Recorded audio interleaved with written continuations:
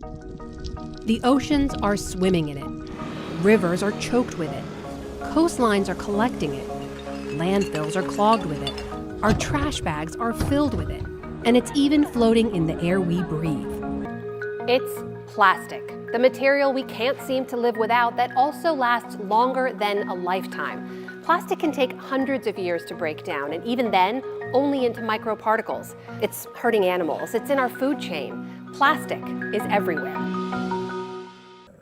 According to one study, if current production trends continue, by the year 2050, there will be more plastic than fish in our oceans. When they come up into the nest. In Costa Rica, my colleague John Yang learned how plastic affects an already endangered species. This is stuff you've just picked up on the beach. I literally just found this here. Yeah, this is a really clean beach. Plastic gets into the marine environment. It breaks down into tiny little pieces called microplastics, and anything that eats in the ocean will inadvertently eat the plastic. That's killing turtles.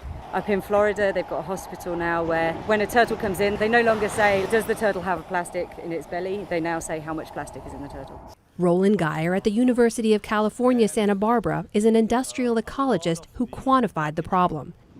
He says of all the plastic, an estimated 60% still exists on Earth today. Of the 9 billion metric tons that humankind ever produced, maybe 20 to 30% is still in use, and the rest, so that's about 6.5 billion metric tons, has become waste. And it's ended up in landfills? Ended up either in landfills, in the environment. A tiny fraction was recycled, and then an equally small fraction was incinerated.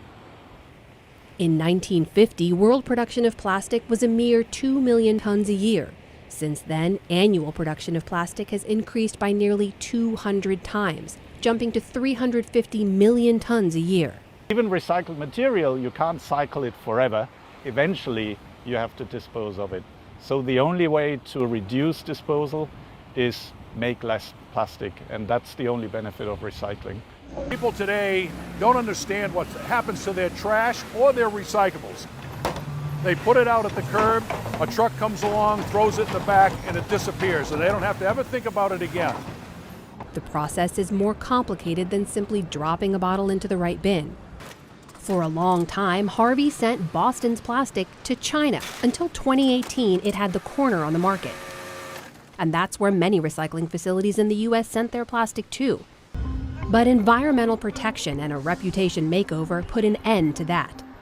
In March of 2018, China stopped buying plastic recyclables completely in an operation dubbed National Sword, refusing to be the world's dumping ground. With prices for plastic tanking and global markets shifting, as much as half of America's plastic waste was and is stuck in the U.S., stockpiled in warehouses, disposed of in landfills, or incinerated.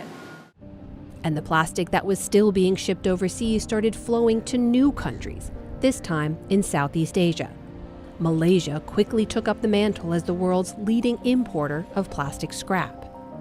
Here in Ipoh, that meant mountains of plastic piled up at the edge of the jungle as plastic waste inundated recycling plants. So while some cities and businesses in the U.S. are doing their part to cut back on plastic, here the entire country is being asked to pitch in.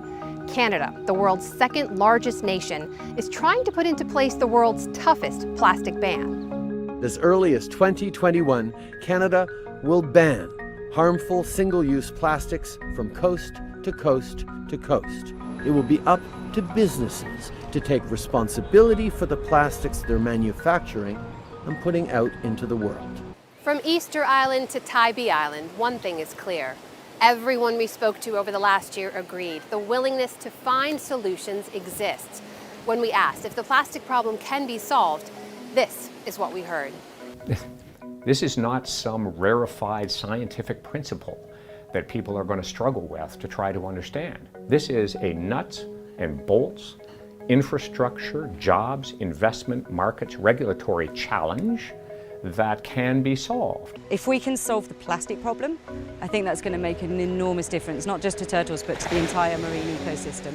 And at the end of the day, we rely on the seas so much that if we damage the seas to the point where we kill the seas, we're not going to survive either.